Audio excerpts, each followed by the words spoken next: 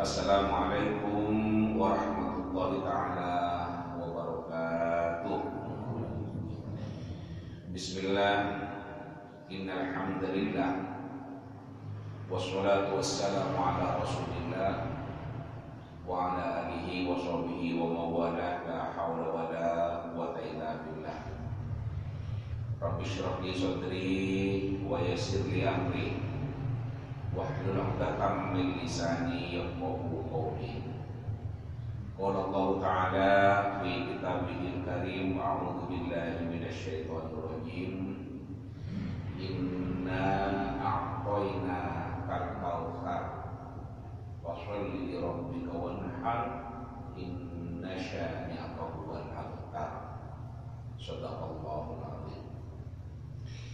Bapak Ibu hadirin sekalian, jamaah sholat subuh di Masjid Al-Jami Al-Istiqlal yang dirahmati Allah, syukur alhamdulillah kita haturkan kehadiran Allah karena kita telah diberi nikmat pagi ini. Kita ditakdirkan bisa berkumpul di tempat yang penuh mubarakah, di tempat yang sangat dimuliakan oleh Allah. Bahkan dalam sebuah kalimat yang lain disebut dengan Baitullah. Masjid itu secara simbolik disebut dengan rumah Allah, rumah Allah. Tempat bersujud kepada Allah, tempat beribadah kepada Allah, tempat untuk mengagungkan Allah Subhanahu wa ta'ala.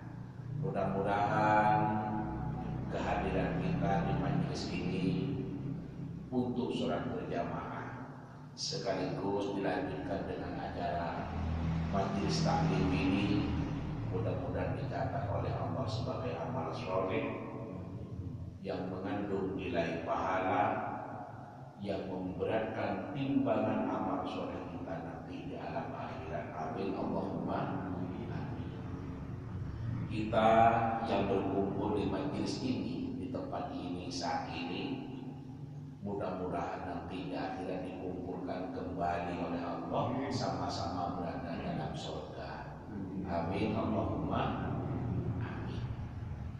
Bapak Ibu hadirin sekalian dirahmati Allah, kita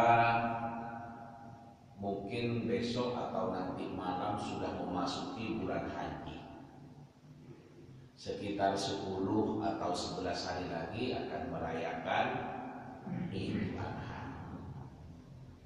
Bulan haji, saudara-saudara kita yang dari Malang sudah berangkat untuk melaksanakan ibadah haji.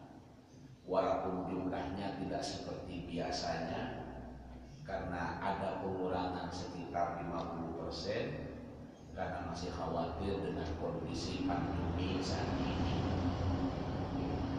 Dan kebetulan saya baca lanjutan kajian kita ini adalah juga tentang haji. Maka ini pas bulannya masuk bulan haji, bahasan kita adalah tentang masalah haji. Tentu tidak khusus masalah haji, tetapi di dalamnya juga menyebut tentang masalah haji. Monggo bareng-bareng kita bahas. Bismillahirrahmanirrahim. Wa an Ali bin Abbas radhiyallahu anhu anna Rasulullah sallallahu alaihi wasallam laqiya rabban birrauha'i wa qala manil qaum qalu al-muslimun wa qalu man anta qala Rasulullah farfa'at ilahi mur'atun sabiyan wa qala ali hadha hajjun qala na'am walaki ajru wa Muslim. Dari sahabat Ibnu Abbas, semoga Allah ridha kepada beliau, anna Rasulullah sallallahu alaihi wasallam, sesungguhnya baginda Rasul Muhammad sallallahu alaihi wasallam laqiya rabban bil rauha, lakia, bertemu, berjumpa. Kalau ikan liko sampai bertemu lagi, sampai berjumpa lagi. Kalau dalam bahasa Arab itu habis ngobrol ikan liko koriban, maksudnya sampai jumpa lagi. Nah, mana? Ya, mudah-mudahan sama-sama selamat. Assalamualaikum. Liko itu berjumpa atau bertemu. Biasanya jenengan nggak ngobrol. Kalau pagi assalamualaikum, waalaikumsalam, kaifa haluk, wa kuntum bi khair wa afiyah, alhamdulillah, kan ngobrol. Kalau sudah berpisah biasanya ilan liko kariban ma'al amanah, assalamualaikum. Biasanya jenengan kan ngobrol ke pagi ya. Oke. Lakia, lakoi, lakia itu bertemu atau berjumpa. Robban dengan rombongan atau dengan sekelompok. Sekelompok orang dengan rombongan orang. Birrauha di daerah Rauha. Rauha ini sebuah daerah yang biasanya dilalui oleh masyarakat Mekah untuk melaksanakan ibadah haji. Jadi ketemu sekelompok orang rombongan di Rauha di daerah yang biasanya tempat dilalui jamaah haji. Faqala, kemudian Nabi bersabda kepada rombongan itu,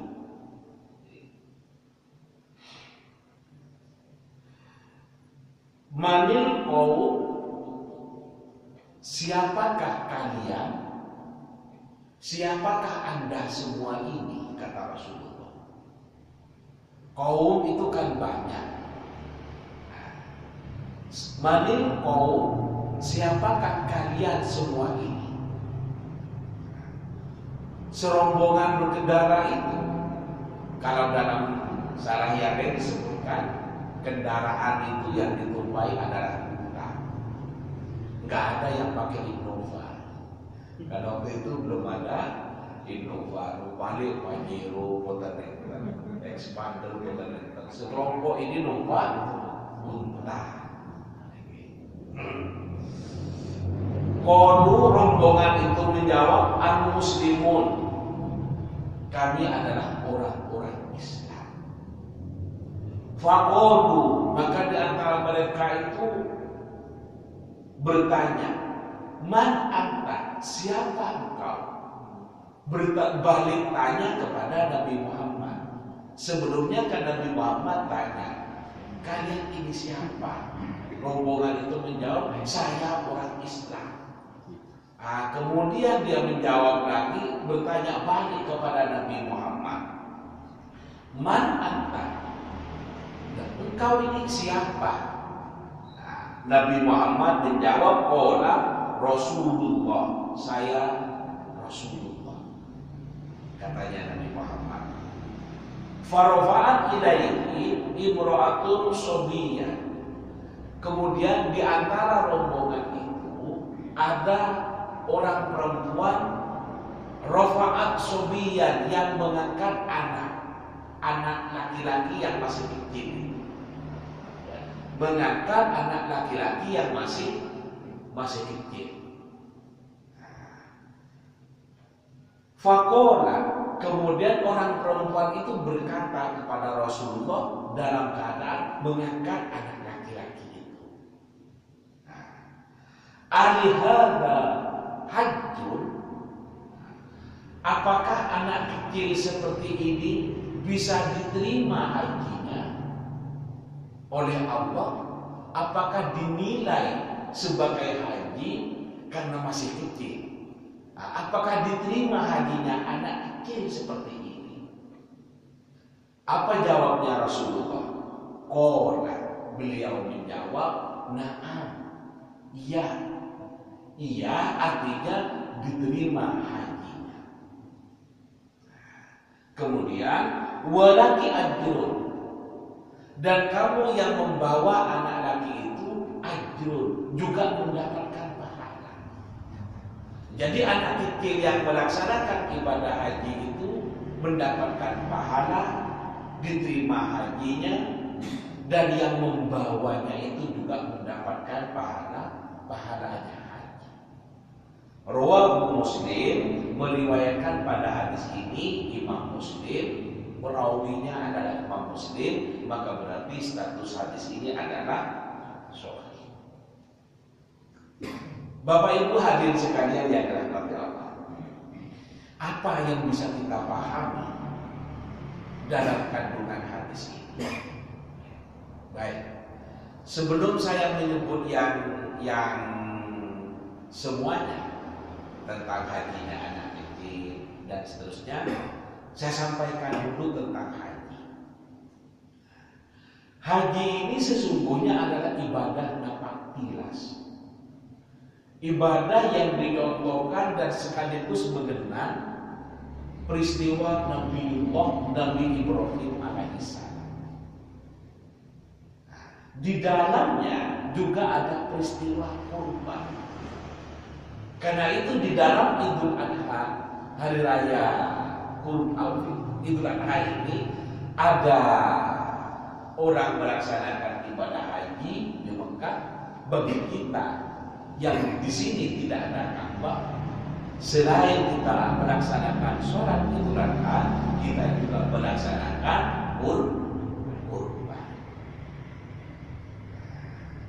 Kemudian di dalam sholat Idul Adha itu ada takbir, Allahu Akbar, Allahu Akbar, Allahu Akbar, la ilaha illallah, Allahu Akbar, Allahu Akbar, walillahil hamd.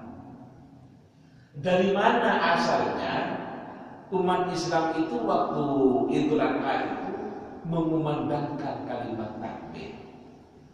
Kalau dalam literatur yang saya baca, yang berucap itu Allahu Akbar, Allahu Akbar, Allahu Akbar, itu adalah malaikat Jibril.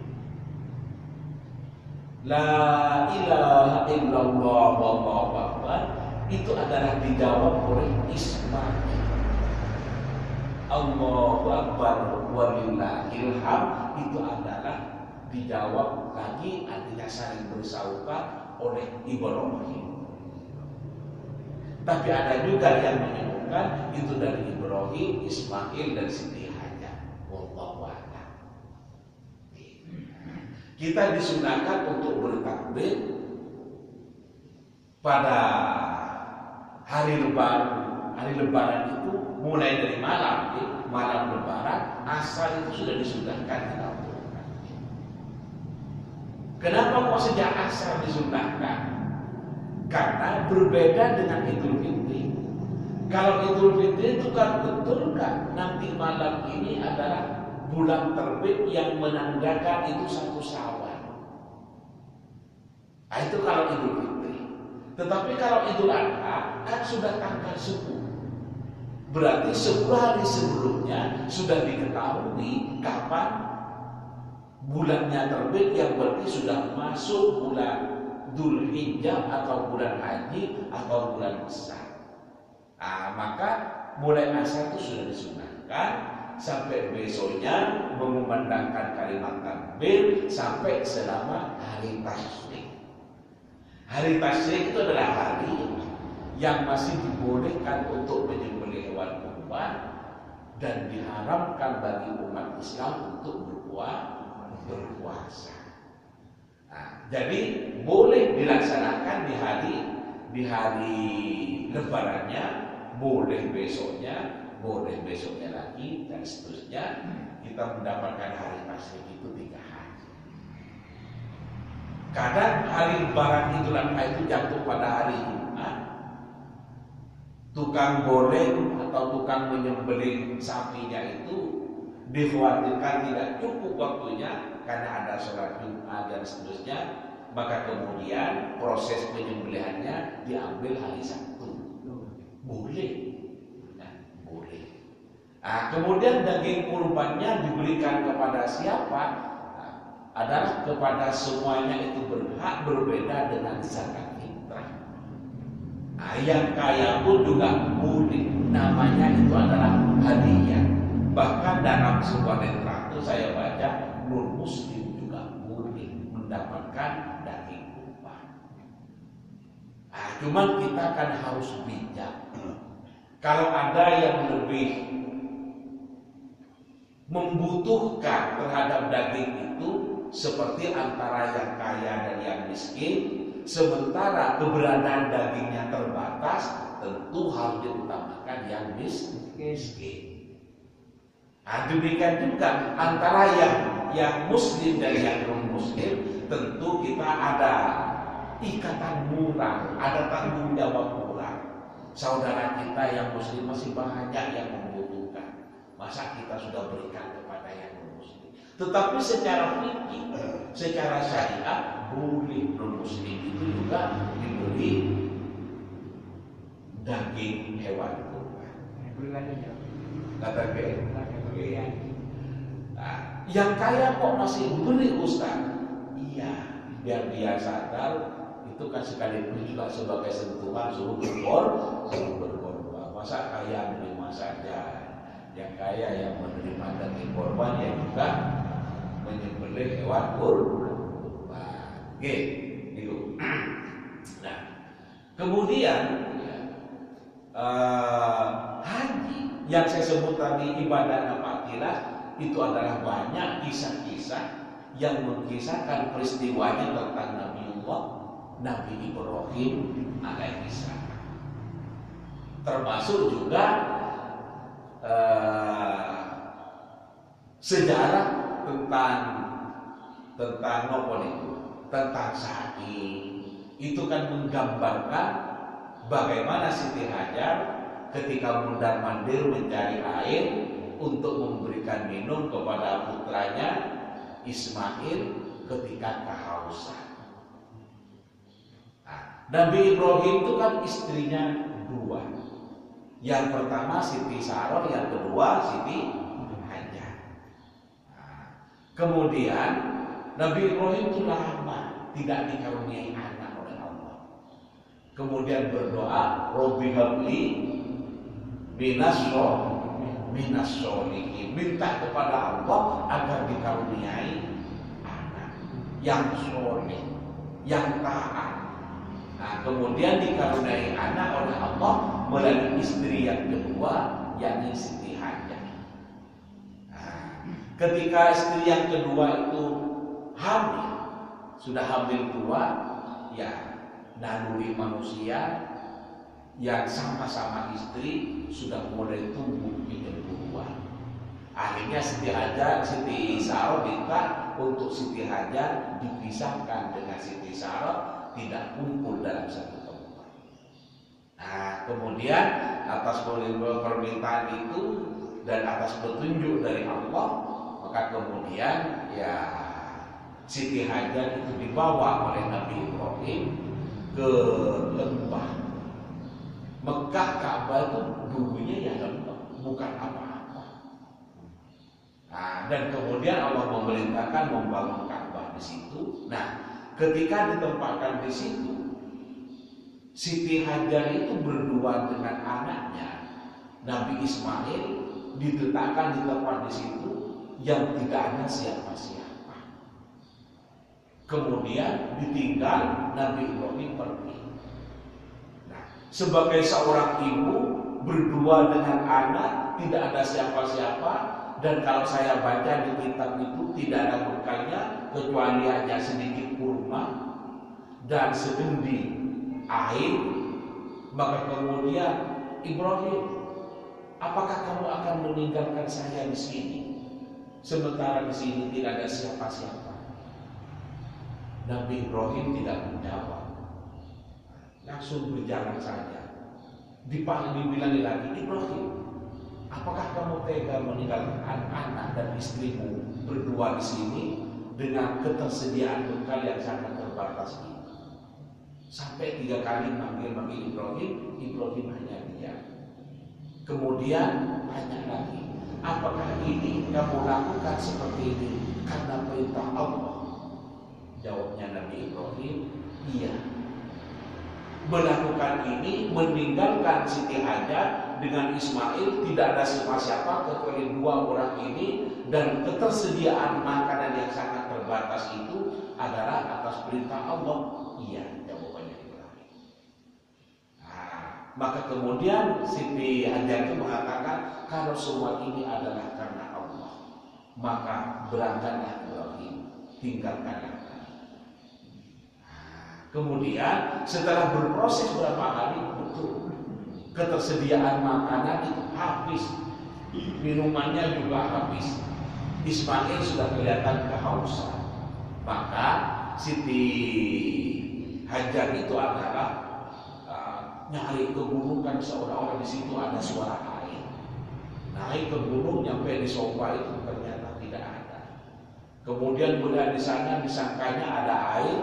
Di Marwah itu berangkat lagi, bolak-balik lagi dari sofa ke Marwah, dari Marwah ke sofa, yang kisarannya sekitar 450 meter atau sekitar setengah kilo. Nah, kemudian dari Siti Hajar mendengarkan suara seperti ada air yang memancar. Setelah diparani, ternyata di kaki Ismail itu ada moncer atau keluar air, yang itu sampai sekarang dikenal dengan nama air Zam-Zam. Nah, Bapak Ibu hadirin sekalian yang dirahmati Allah, apa yang bisa dipahami dari cerita ini, yang bisa kita ambil makna pengertian dari kita ini, tiga insan ini, Nabi Ibrahim, Siti Hajar, Nabi Ismail, ini adalah memperlihatkan sebagai sosok yang memiliki keimanan yang sangat-sangat kuat. Di mana buktinya? Nabi Ismail, Nabi Ibrahim, dan Siti Hajar ini adalah mengedepankan Allah dan perintahnya, mengenyampingkan yang lain, menempatkan Allah di atas segala-galanya. Itu adalah cermin iman yang. Coba lihat, Siti Hajar yang ditinggalkan dalam kondisi seperti itu adalah menjadi pasrah apapun yang akan terjadi hanya karena ketaatannya kepada Allah. Karena Siti Hajar tahu setelah tanya kepada Ibrahim bahwa semua itu dilakukan atas dasar perintah Allah. Apapun dikorbankan sampai nyawa, risikonya kan mati. Kalau nggak ada bekalnya, nggak ada minumnya, risikonya kan mati. Kematian pun, nyawa pun rela dipertaruhkan karena sudah berhadapan dengan Allah dan perintahnya. Ini kan merupakan cermin iman yang sangat kuat. Demikian juga kepada Ismail. Itu tadi kakak Siti Hajar, percaya kuat kepada Allah. Coba dalam kehidupan sekarang, istrinya siapa yang mau ditinggal dalam keadaan yang terbatas kayak gitu, gak ada orang, hanya berdua, gak ada makan? Pasti tidak mau. Kekhawatiran pasti ada. Tapi karena Siti Hajar ini tahu bahwa ini semua atas perintah Allah, maka ditinggalkan perasaan khawatir, dia laksanakan siap dengan melakukan ketaatan kepada perintah Allah itu, karena ia sedang berhadapan dengan Allah dan perintahnya. Mengedepankan Allah di atas yang lain, itu adalah cermin keimanan yang kuat. Demikian juga yang Ismail pada peristiwa kurban itu. Setelah berumur cukup dewasa, bukan dewasa banget. Falamma balahu saya kan itu kalau Al-Quran. Kemudian Nabi Ibrahim berkata, "Qala ya bunayya inni ara fil manam anni ala bahuka fanzur madza tara." Qala ya abati al ma tu'man satajiduni insyaallah binas sabirin. Katanya Ibrahim sedang mengatakan bahwa saya bermimpi menyembelih engkau, wahai anakku, ya bunayya. Fanzur madza tara, maka coba pikirkan bagaimana menurut pendapat kamu. Apa jawab Ismail? Ya abati wahai abah, if'al ma tu'mar satajiduni insyaallah minal mu'minin. Laksanakanlah apa yang diperintahkan oleh Allah, insyaallah abah akan menemui saya termasuk orang-orang yang sabar. Siapa di dunia ini yang rela mengorbankan nyawanya? Ismail rela mengorbankan nyawa sekalipun karena ia sudah berhadapan dengan Allah dan perintahnya. Ini kan cermin keimanan yang sangat kuat. Kemudian yang Ibrahim, saya sebutkan 3, istri atau ibu, bapak, anak ini. Nah, sekarang bapaknya, yakni Ibrahim. Nah, yang Ibrahim, coba kita lihat di dunia ini, siapa sih orang yang rela untuk anaknya dibunuh, disembelih, dikorbankan? Jangankan manusia, binatang saja masih melindungi kepada anaknya, masih melindungi. Kalau anak singa itu diganggu mau diambil oleh manusia, maka induknya itu yang turun tangan untuk menerkam manusia dalam rangka melindungi anaknya. Itu binatang, apalagi manusia. Nah, tapi rela mengorbankan anaknya karena ini sudah menjadi perintah Allah, maka ini mencerminkan bahwa Ibrahim mengedepankan Allah dan perintahnya dan mampu menyampingkan perasaannya, rasa sayangnya pada anak, rasa imannya kepada anak, itu dikalahkan oleh ketaatannya kepada Allah. Karena itu Ibrahim sering disebut atau mendapatkan julukan Khalilullah. La ilaha illallah, Ibrahim Khalilullah. Biasanya orang tahajud kan juga ada yang menyebut seperti itu. Ibrahim adalah kekasih Allah karena ketaatan dan ketundukannya.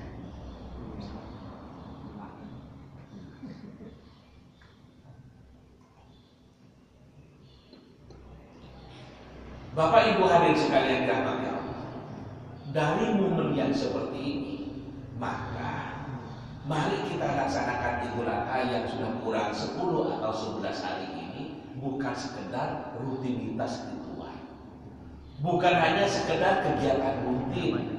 Setiap Idul Adha ya ada lebaran, Idul Adha ada kurban, bukan hanya itu, tapi mari kita pahami maknanya dalam rangka menguatkan keimanan kita, artinya kita mendahulukan Allah di atas kepentingan-kepentingan lainnya, mendahulukan agama di atas kepentingan-kepentingan lainnya. Oke? Nah, agama mengajak persatuan. Ayo dahulukan persatuan karena agama mengajarkan persatuan. Jangan karena perbedaan partai politik kemudian suami dan istri tidak rukun, tetangga dengan tetangga yang lain tidak rukun, murid dan guru tidak rukun, pengurus dan jamaahnya tidak rukun.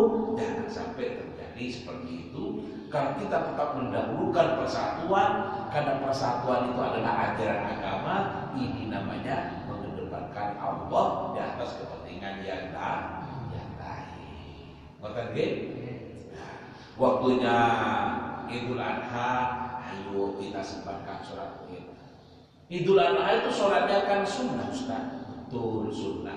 Tapi itu kan 1 tahun 1 kali. Kalau kita panjang umur masih ketemu dengan tahun Idul Adha tahun depan. Kalau enggak, bisa jadi Idul Adha hari ini, Idul Adha yang terakhir. Karena itu mumpung masih kita ketemu, ayo sempatkan sholat Idul Adha. Nah, ini waktunya cari uang ya, tolonglah diatur. Ada saatnya cari uang, ada saatnya menghadap kehadiran Allah, bersujud, beribadah dalam bentuk sholat Idul Adha.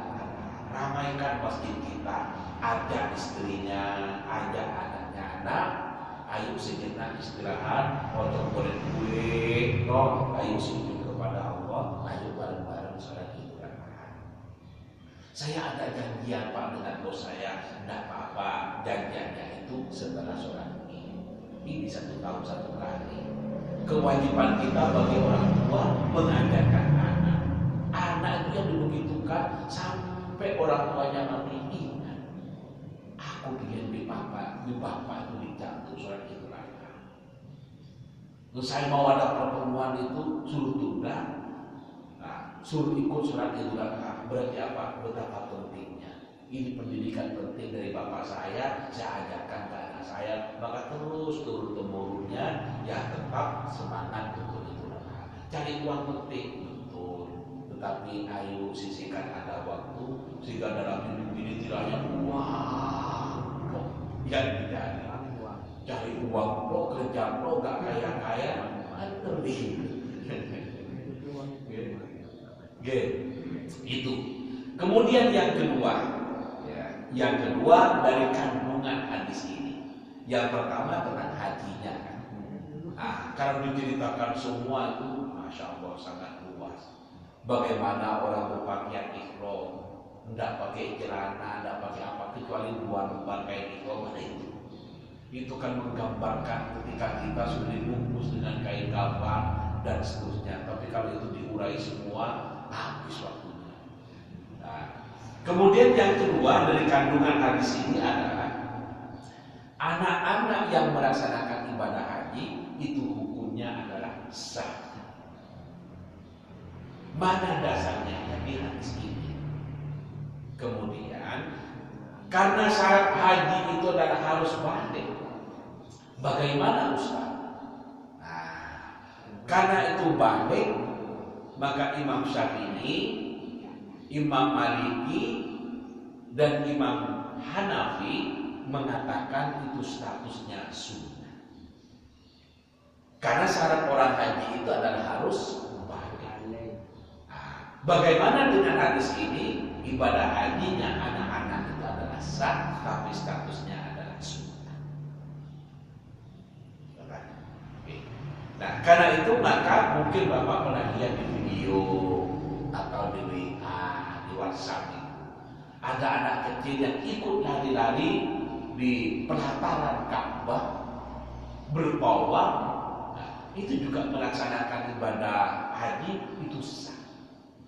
Anak kecil itu adalah sah untuk melaksanakan ibadah haji. Alihada hajjun, apakah hajinya ini diterima? Katanya seorang ibu yang mengangkat anak kecil tadi itu. Kemudian na'am. Rasulullah menjawab, iya. Walaki. Kenapa kok tidak walaka?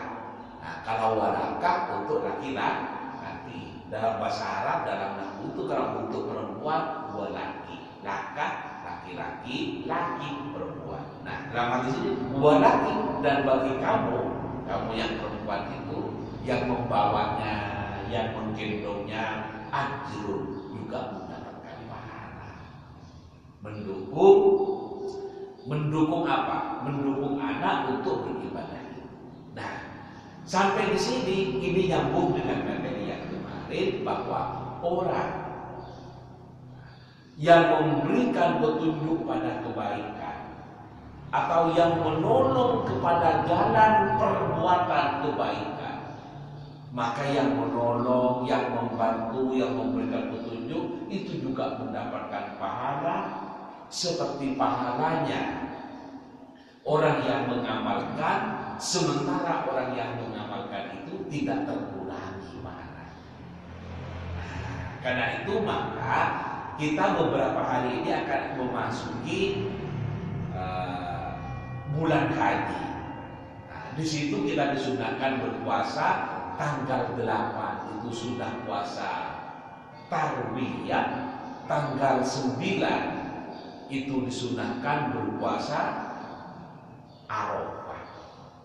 Tanggal 10 itu sudah hari nahar. Hari nahar kita sudah masuk pada lebaran, sudah masuk pada hari tasrik, haram berpuasa. Tapi walaupun demikian, disunahkan sebelum berangkat sholat Id itu jangan makan apa-apa atau jangan minum apa-apa. Berbeda dengan Idul Fitri. Nah, kalau mau berangkat sholat Idul Fitri, Lebaran Syawal itu, disunahkan sebelum berangkat untuk walaupun hanya seteguk air, walaupun hanya sebutir kurma. Tapi kalau Idul Adha disunahkan tidak makan apa-apa, tidak minum apa-apa, malah makan dan minumnya nanti setelah sholat Id. Di daerah-daerah tertentu itu orang-orang tua kita dulu mengajarkan ada yang bawa tumpeng, ada yang bawa bacaan ke masjid, kemudian dikumpulkan di masjid. Anggapan mereka itu ya itu adalah berbukanya karena di hari itu diharamkan untuk berpuasa sebelum berangkat sholat Id. Memang disunahkan untuk tidak makan apa-apa, maka dibuat sarapan. Banyak orang-orang tua dulu itu ya bawa bacaan, ada yang diwadai tempe, ada yang talam, letakkan di masjid, makan baik-baik. Monggo bah, tungali bah doa bersama, bersyukur, kemudian selebihnya dibagi. Yang tadi tidak bawa itu mudah-mudahannya dapat berbagi, gitu. Tapi tetap dijaga kebersihan masjid. Boleh makan di masjid, boleh. Tapi kita bertanggung jawab akan kebersihannya. Kalau sudah makan kemudian sampahnya ditinggal di masjid, bukan makannya yang tidak boleh, mengotori masjid yang tidak boleh. Kalau sudah selesai, monggo, kan Bapak. Oke, Bapak Ibu hadirin sekalian yang dirahmati Allah, karena kita dibatasi waktu, maka ngaji kita hari ini kita cukupkan sampai di sini. Semoga apa yang kita kaji ada barokah dan manfaatnya, dan semoga kita mendapatkan dari kegiatan ini, kita mendapatkan keutamaan pahala dari Allah Subhanahu wa taala. Amin, Allahumma amin. Mari kita akhiri dengan berdoa. Bismillahirrahmanirrahim. Alhamdulillahirabbil alamin. Allahumma ya Allah, alhamdulillahirabbil alamin, wassalatu wassalamu ala asyrofil anbiya'i wal mursalin sayyidina Muhammadin wa ala alihi washabbihi ajma'in. Walhamdulillahirabbil alamin. Allahumma rabbana anzil 'alaina ma'idatan minas sama' faqul lana 'inda awwalina wa akhirina wa ayatan min warzuqna wa anta khairur raziqin. Allahumma inna nas'aluka al-huda wa tuqa wal afafa wal ghina. Allahumma inna nas'aluka ridhaka wal jannah wa na'udzubika min sakhatika wan nar wa adkhilna al-jannata ma'al abrar. Ya Aziz, Ya Ghaffar, Ya Rabbal Alamin. Rabbana atina fid dunya hasanah wa fil akhirati hasanah wa qina adzabannar. Subhana rabbika rabbil izzati amma yasifun wa salamun alal mursalin walhamdulillahi rabbil alamin. Al-Fatihah. A'udzubillahi minasyaitonir rajim. Bismillahirrahmanirrahim. Alhamdulillahi rabbil alamin. Arrahmanir rahim. Maliki yaumiddin. Iyyaka na'budu wa iyyaka nasta'in. Ihdinas siratal mustaqim. Siratal ladzina an'amta 'alaihim ghairil maghdubi 'alaihim waladdallin. Bapak Ibu, demikian yang dapat kami sampaikan, kurang lebihnya kami mohon maaf. Hadanallahu wa iyyakum ajma'in ila siratal mustaqim. Wallahu muwaffiq ila aqwamit thoriq. Assalamualaikum warahmatullahi taala wabarakatuh.